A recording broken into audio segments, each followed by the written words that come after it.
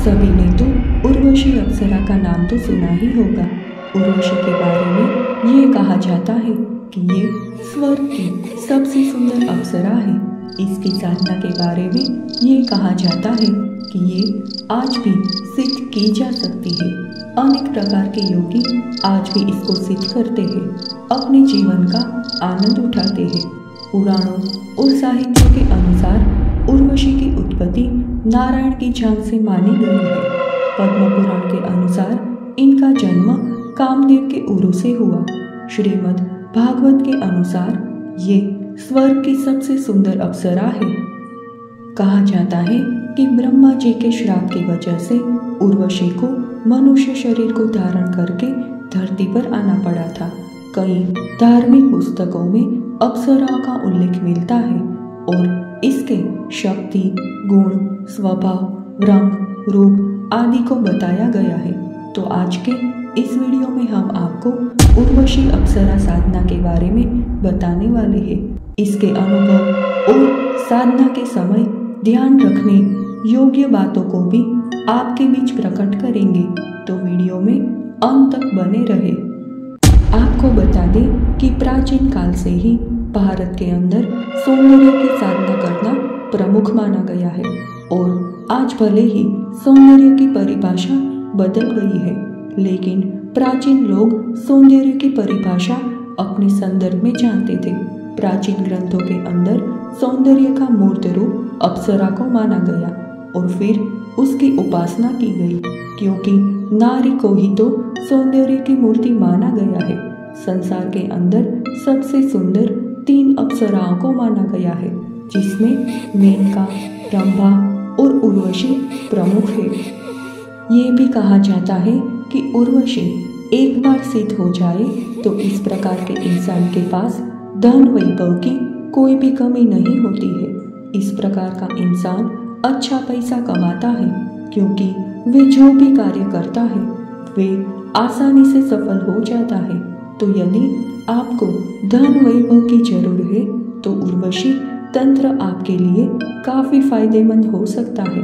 विश्वामित्र के बाद उनके कई शिष्य जैसे चिन्मय, देवसूत, गंधर और रतन प्रभा ने उर्वशी को सिद्ध किया था। इसके अलावा अपने हजारों शिष्यों के सामने उर्वशी को बुलाकर नृत्य भी करवाया था। इसके अलावा स्वामी शंकराचार्य ने अपने शिष्य पद्मपाद को अतुल धन संपत्ति का स्वामी बना दिया था। ये भी इसी साधना की वजह से संभव हो पाया था। इसके अलावा शंकराचार्य ने उर्वशी को बुलाकर ही काम और कला की बारीकियां को सीखा था। यदि आप उर्वशी अप्सरा साधना करना चाहते हैं तो आपके पास एक योग्य गुरु होना चाहिए, क्योंकि इससे कई बार नुकसान भी हो सकता है। आप अप्सरा को माँ, बहन, पुत्री, पत्नी अथवा प्रेमिका के रूप में सिद्ध कर सकते हैं। साधक जिस रूप में इनको साधता है, ये इस प्रकार का व्यवहार और परिणाम भी साधक को प्रदान करती है। अप्सराओं को पत्नी या प्रेमिका, दोस्त के रूप में साधने पर साधक को कोई कठिनाई या हानि नहीं होती है। ये साधना 49 दिनों की साधना है। साधना से पूर्व अपने इष्ट का पूजा करें और इसमें सफलता हेतु प्रार्थना करें। उसके बाद अपने गुरु से आदेश लें। इतना करने के बाद आप कभी भी पूर्णमासी के दिन इस साधना को आरंभ कर सकते हैं।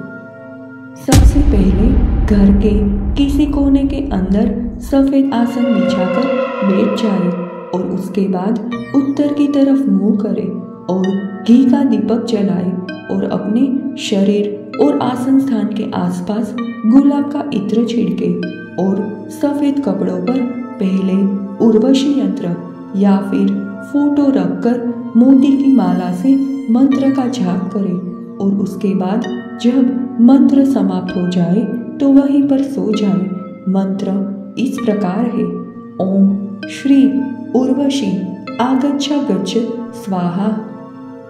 जब साधना का समय चल रहा हो तो किसी से बोले नहीं, केवल रूम से बाहर तभी जाए जब जरूरी हो। खासकर पेशाब और शौच के लिए ही जाए। लगभग 7 दिन तक आपको कोई अनुभव नहीं होगा, लेकिन 7 दिनों बाद आपको घुंघरूओं की आवाज़ सुनाई देगी। परंतु आपको इस दौरान विचलित नहीं होना है। अपनी साधना को निरंतर जारी रखें। उस समय आपको एक मधुर सी सुगंध आने लगेगी। फिर आपके साथ ये रोज भी होने लगेगा। उसके बाद जब आपको साधना करते हुए 36 दिन बीत जाएंगे तो आपको उस अप्सरा की छवि दिखाई देने लगेगी। इसके अलावा 47वें दिन वे पूरी तरह से सज धज कर आएगी और आपकी गोद में आकर बैठ जाएगी।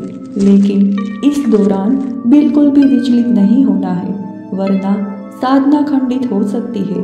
ये सिर्फ भ्रम पैदा करती है और अंतिम दिन वे सज धज कर आएगी और आप ही के पास आकर बैठ जाएगी और आपसे साधना का उद्देश्य पूछेगी। इसके बाद आपको ये कहना चाहिए कि वे आपको पत्नी या प्रेमिका के रूप में सिद्ध हो, नहीं तो माँ बहन के रूप में भी सिद्ध कर सकते हैं। यदि वह एक बार सिद्ध हो जाएगी तो आपको जीवन भर काम और सुख प्रदान करेगी। ये एक आजमाया हुआ तंत्र है और आज भी काम करता है, लेकिन आपको चाहिए कि आप साधना करते वक्त 49 दिन तक कुछ ना बोले और उर्वशी सिद्ध हो जाने के बाद परस्त्री गमन नहीं करना चाहिए। इसके अलावा उर्वशी सिद्ध होने के बाद जो कुछ भी चाहे प्राप्त करें, लेकिन इसका दुरुपयोग ना करें। कुछ लोग तो उर्वशी अप्सरा साधना करने के चक्कर में खुद ही मुसीबत खड़ी कर लेते हैं। एक साधक ने अपना अनुभव बताया था। वे उर्वशी साधना करने के लिए जंगल में गया और बिना कपड़ों के मंत्र का जाप करने लगा। उसके बाद उसे एक बहुत ही सुंदर महिला का अनुभव हुआ। उसे लगा कि उर्वशी सिद्ध हो गई है, लेकिन पहले वे काफी खुश हुआ। लेकिन वे उर्वशी नहीं, एक प्रेतनी थी जो उसके पास आ गई और अब वे उसके साथ हर समय साथ रहने की कोशिश करने लगी, जिसकी वजह से वे काफी परेशान हो गया। बाद में उसने कहीं पर पता किया तो उसे पता चला कि ये उर्वशी नहीं है, वे एक प्रेतनी है जो अपनी इच्छा को संतुष्ट करने के लिए आई थी। तो आप समझ सकते हैं कि गलत तरीकों से साधना करने पर ऐसा भी हो जाता है। इन सब घटनाओं को बताने का मकसद यही है कि आप कहीं पर भी बैठकर उर्वशी साधना करने के लिए ना बैठे, क्योंकि ऐसा करने से उल्टा आपको ही नुकसान हो सकता है।